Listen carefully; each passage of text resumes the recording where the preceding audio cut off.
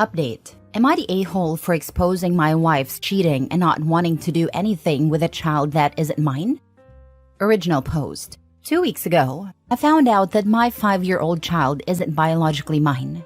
I felt deeply hurt and betrayed when I realized that my wife of 6 years, with whom I've been in a relationship for 9 years, cheated on me and got pregnant by another man. Without telling my wife, I decided to take a paternity test. When I got the results, I immediately confronted her. In my anger, I called her a whore and many other names. She started crying and explained that she hid the truth because she didn't want to break our happy family of 3. When I asked her why she cheated on me, she said it happened during a nasty argument we had years ago. She claimed it was just a one-time fling and that she's been loyal to me ever since. She admitted she had doubts about whether I was the father but never took a paternity test. She said she was happy seeing me happy and didn't want to have an abortion for the sake of our family. She also said she didn't tell me the truth to keep the peace. I told her I was divorcing and that I didn't want to be a part of our son's life. She started crying and begged me not to break our family apart. She insisted that I'm still his father and that I've been a wonderful father and husband. She asked me to forgive her and not let DNA destroy our lives. She continued begging, but I left immediately. Afterward, she began blowing up my phone with calls and messages. Initially, I decided not to tell anyone about what had happened, but I became so angry that I told everyone. Now, everyone is furious at my wife. Her parents have said they want nothing to do with her and have cut contact. My sister furiously called my soon-to-be ex and cursed her out.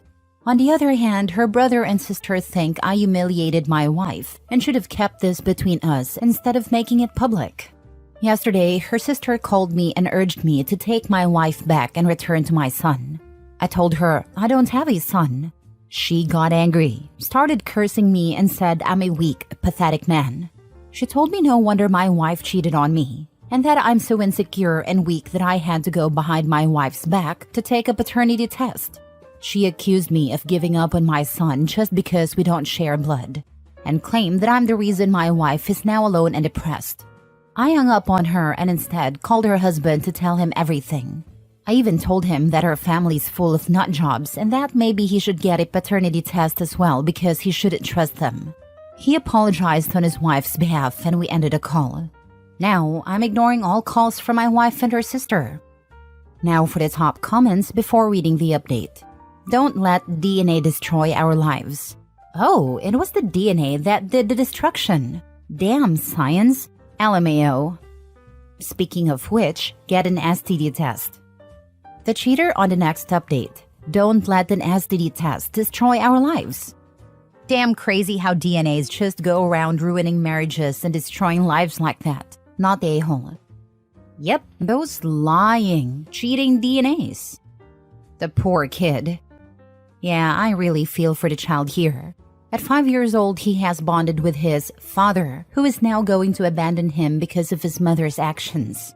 That can mess a kid up for life. How do you explain to a 5-year-old why his daddy doesn't love him anymore? More importantly, how does Hopi just stop loving his 5-year-old? Now for the first update.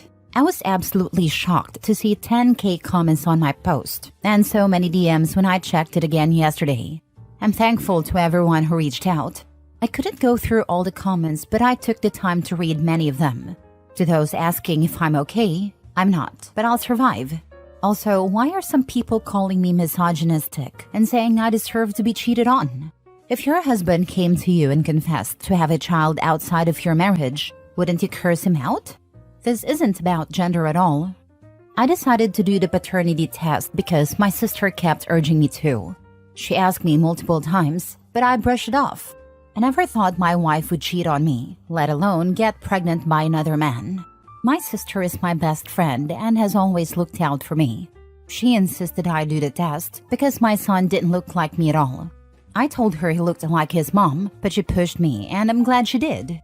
She was heartbroken seeing me cry and angry at my wife. I must have hugged her for hours, crying, because I truly loved my son. But being around him reminded me of my wife's betrayal, which made the pain worse. After reading comments about how my son is a victim just like me, I decided not to cut him off completely right away because it might mentally scar him. I called my wife and she picked up right away. I told her I was coming over to meet my son. She cried and said she was glad I was coming.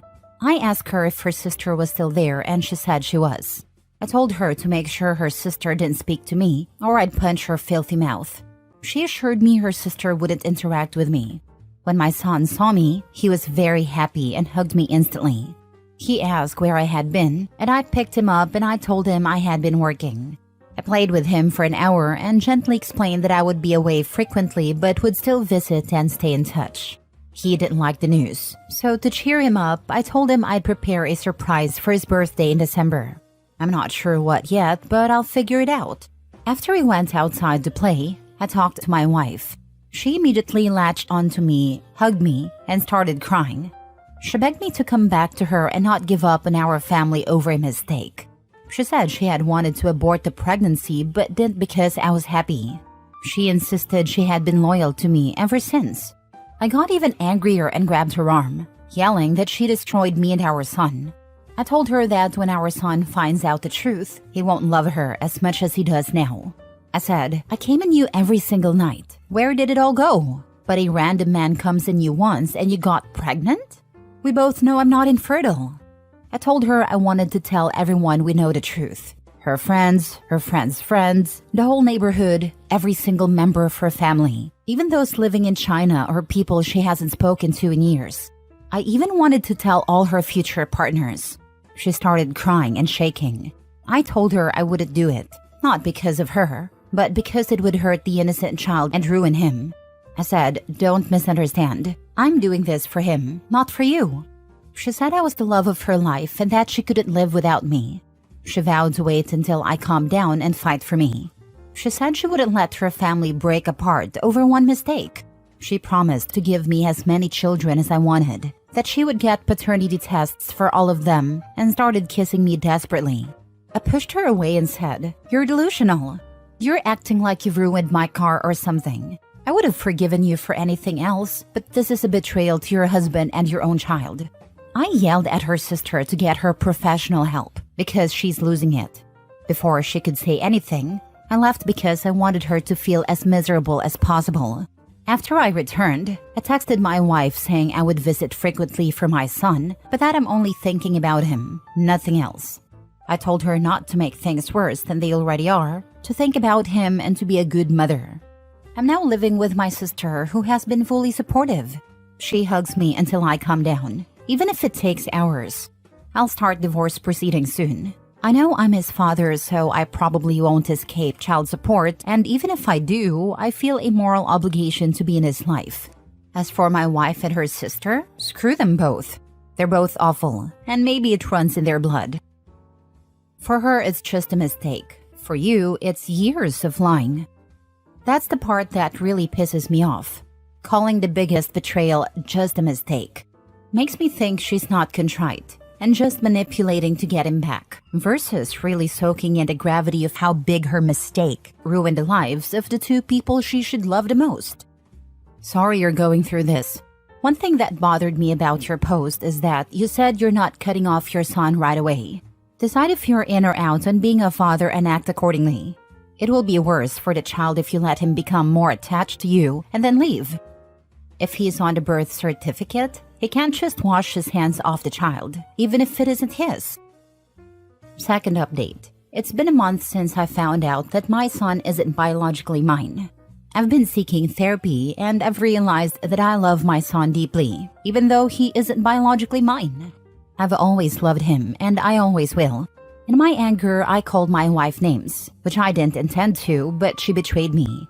As for my sister-in-law, she definitely deserved it, because she called me weak and treated me like crap after I found out the truth.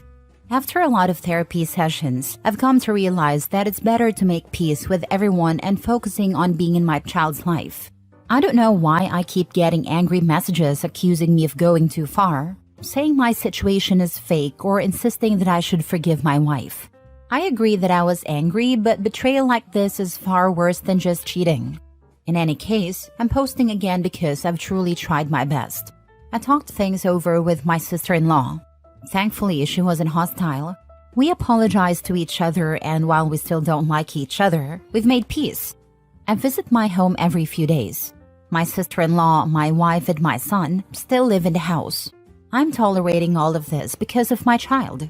I just want a clean divorce from my wife. But I also want to stay in my child's life because I'm the only father he has ever known. Even though he's still young, I don't know how or when to tell him the truth. Every time I visit to spend time with my son, my wife always hugs me. I've stopped pushing her away because it never works. I just let her hug me and vent. She keeps apologizing and saying how sorry she is and how much she wants me back. I always tell her I'm only there for my son. She cries but thankfully doesn't say much in front of him. 3 days ago, when I visited my son, I absolutely adore him. He's always so excited whenever I come to see him. I told my wife that I've hired a lawyer, but only when my son wasn't around. My wife freaked out and begged me not to split our family apart. She said that while my son might not have my DNA, he is still my son and she is still my wife. She insisted that we could make things work, live happily, and that she would give me as many children as I wanted. I left after she vented. I'm still angry at my wife and sister-in-law, but I've been able to control my anger. Her family keeps calling me, telling me I should give my wife another chance and that she'll be a good wife to me. When I refused, they said there's a chance I might not be able to see my son. That scared me. I love my son deeply, even though he isn't mine biologically and he loves me as his father. But what if I'm not allowed to see him? What if they turn the situation against me? That's what I'm worried about. This isn't about me, it's about my child's mental health. I fear they're trying to weaponize the situation and I don't want that to happen. Am I being unfair to myself if I stay with my wife for my son's sake and help him? They are horrible people for using your son as a hostage to blackmail you into keeping their cheating daughter as your wife. You need to keep those texts and send them to your lawyer. Show them as proof that your wife is not fit to parent a child if she can use the child to blackmail you to do what she wants. My issue right now is not about getting back at my wife, my sister-in-law, or her family. I want to avoid fighting with them. I want them to realize that we can't keep fighting with each other, not for us, but for our son, their grandchild. I'm still angry, but I've decided to approach things peacefully and try to get along with them after my therapy sessions. That said, I hate every one of them, except my wife. I still love her, but I also hate her for her betrayal. I'm going above and beyond for my son. That's my priority. Putting my anger aside, my son doesn't deserve this much pain. He's so young, just 5 years old. I want a clean divorce and to co-parent, but my wife and her family are making everything so difficult for all of us. What kind of mother is she? She doesn't seem to care about our son, she just wants me back. Even if I decided to stay with her, our son would eventually realize that I'm not his biological father and that his parents hate each other. If he weren't so young, I would tell him the truth myself. But right now, there's no way to handle this without my wife agreeing to cooperate. I don't want conflict, but I also think it's unavoidable. I don't really know how to help my son in this situation. You have to fight for him, or you have to back away. This middle-of-the-road approach is how you end up trapped in a loveless marriage, as she's already willing to cheat and getting stepped on by your sister-in-law. Make your choice, but don't stay there with her family knowing that you are basically being forced into a situation like this, and your sister-in-law able to hold him against you. As much as it may hurt Opie, he should leave the kid for the kid's sake. I know people will jump at me for saying this, but this is the best option for Opie as well as the kid. Opie's soon-to-be ex-wife and her family will continue to use the kid as a pawn to drag Opie into staying into the relationship. And once Opie leaves, she will use the kid to hurt Opie. And in doing so, she will end up causing emotional damage to the kid. Opie may try to use her blackmailing to get custody, but considering Opie left the kid, they might use that against Opie to portray him as someone who might leave the kid in the future. Last story. Am I the a-hole for telling my husband's dad and dad's wife that I will not change our daughter's name because it hurts the wife's feelings? My husband, 29 male, has parents who divorced when he was 2. His dad remarried 2 years later to his wife, Sharon. Sharon and my late mother-in-law, who passed away when my husband was 8, were on very bad terms. Sharon has said that my mother-in-law made her life hell, wished her dead, laughed when she suffered 3 back-to-back miscarriages, tried to get CPS to take custody away from father-in-law and her, and attempted to remove her from the picture entirely using CPS. Sharon claims the only reason my husband never called her anything other than Sharon and always saw her as an outsider is because of mother-in-law. However, father-in-law's own siblings have said this is not accurate. They said Sharon and mother-in-law simply disliked each other. While they acknowledged that mother-in-law was dismissive of Sharon's role at times and didn't regard her as an equal in parenting, they said mother-in-law was nowhere near as bad as Sharon and father-in-law claim. When my mother-in-law passed away, my husband's relationship with father-in-law and Sharon deteriorated significantly. He forbade them from attending the funeral, saying that if they tried to come, he would run away until he was placed with other family members. My husband told me this himself. Father-in-law and Sharon said they were afraid he would lash out at them, and since Sharon was pregnant at a time, they gave in. They claim my husband hates them for not being there, but it says that them following through and staying away was one of the better decisions they made. He hates that he had to yell and threaten to run away to stop them from insisting on attending. By the time we met in college, he had very little contact with them. In recent years, there has been slightly more contact, but it's still minimal. He told me the whole story about how rocky their relationship was, and I knew he never planned to be very close to them. Sharon calls my husband her son. She even introduced herself to me as his mom and was shocked that I knew she wasn't. I haven't met her or father-in-law much. I know my husband's extended family far better as he's much closer to them than to father-in-law, Sharon, or his half-siblings. I recently gave birth to our daughter and we named her after my mother-in-law. My husband did not invite father-in-law or Sharon to meet our daughter, but they found out about her name via social media and reached out to him to ask why. A couple of days ago, they approached me at the mall and asked me to talk to them. They told me they had found out about her name and wanted to know why we would do that to Sharon, asking how I could be okay with using my daughter to hurt Sharon's feelings.